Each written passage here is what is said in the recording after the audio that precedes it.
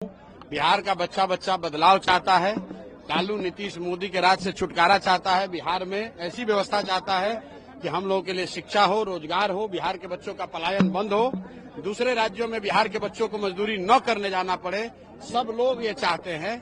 30 वर्ष से विकल्प नहीं होने की वजह से लालू के डर से भाजपा को और भाजपा के डर से लालू को लोग वोट देते थे। अब उनके सामने एक नया सशक्त ईमानदार विकल्प जनसुराज का दिख रहा है। इसीलिए आप देख रहे हैं कि सारे लोग चाहते हैं कि बिहार में अब नवंबर में नई सरकार बने, जनता का राज कायम हो।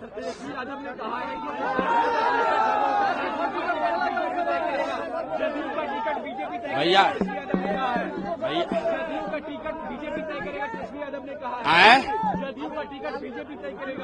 भाई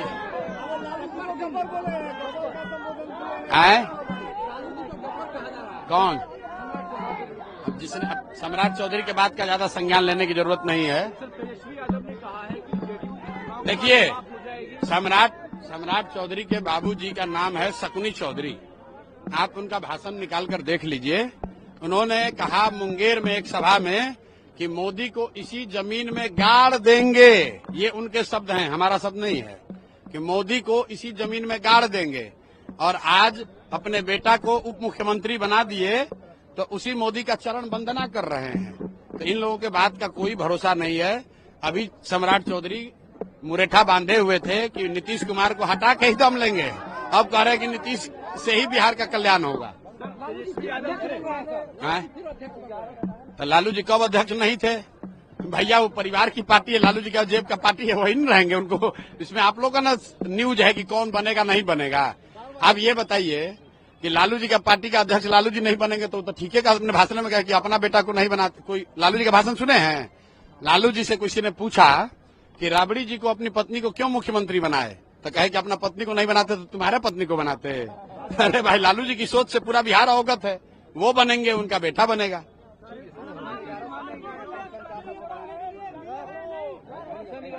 नीतीश कुमार 1100 नहीं किए हैं। ये जनता का दबाव है कि जो 400 रुपया का भीख मिल रहा था अब वो 1100 मिल रहा है। लेकिन 1100 से काम नहीं चलेगा। छठ के बाद सबको 2000 रुपया मिलना ही चाहिए।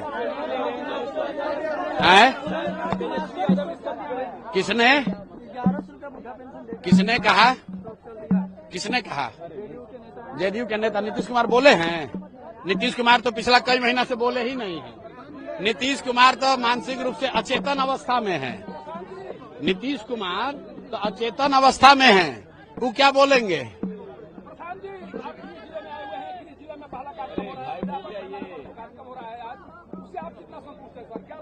भाई, गृह जिला में हम इसलिए नहीं आते हैं कि मुझे यहाँ के लोगों पर भरोसा है कि इनको मालूम है कि इनका बेटा पूरे बिहार में लड़ाई लड़ रहा है, पूरे लोगों को जगाने की कोशिश कर रहा है। तो यहाँ का जिम्मा, करघर कोचस का जिम्मा, कोनार का, सासाराम का जिम्मा लोगों पर, अपने भाइयों पर छोड़ा है। हम आए ना आए, ये सारे लोगों को पता है कि इनको क्या करना है। भाई, पता है कि नहीं पता है? बताइए, सुन लीजिए आप किसी से। प्रशांत किशोर हर गांव में जा रहे हैं, हर जिले में जा रहे हैं और मोदी जी को खुल्लम खुल्ला चुनौती देते नजर आ रहे हैं। मोदी जी से सवाल पूछ रहे हैं और इतना ही नहीं, वो लालू जी से भी सवाल पूछ रहे हैं। क्या प्रशांत किशोर सबके लिए मुसीबत बन गए हैं? क्या प्रशांत किशोर मोदी जी से लड़ लेंगे, अमित शाह जी से लड़ लेंगे, बीजेपी से लड़ लेंगे, भाजपाइयों से लड़ लेंगे, इंडिया गठबंधन से लड़ लेंगे, एनडीए गठबंधन से लड़ लेंगे? प्रशांत किशोर सबसे लड़ने के लिए तैयार हैं। कैमरे पर भी देख रहे हैं, आपको दिखाएंगे भी हम, और वो बता रहे हैं कि हम किसी से कमज़ोर हैं क्या। ये लोग क्यों नहीं कर रहे हैं? दर्शकों, दो बातें इस वीडियो में मैं आपको समझा देता हूं। जैसा कि मैंने बताया, सीएम फेस को लेकर चिराग पासवान, नीतीश कुमार, मांझी एनडीए गठबंधन में लड़ाई है और इसी चीज़ को लेकर प्रशांत किशोर साफ कर रहे हैं कि मोदी जी आप में दम है, अमित शाह जी आप में दम है। मैं आपको चुनौती देता हूँ, चैलेंज करता हूँ कि अगर एनडीए के तरफ से सीएम फेस नीतीश कुमार है तो ऐलान कर दीजिए। अरे बोल दीजिए ना कि वो सीएम चेहरा होंगे, लेकिन आप नहीं बोलेंगे क्योंकि इस बार आप उनको हटाना चाहते हैं। ये प्रशांत किशोर साहब का कहना। प्रशांत किशोर कौन है?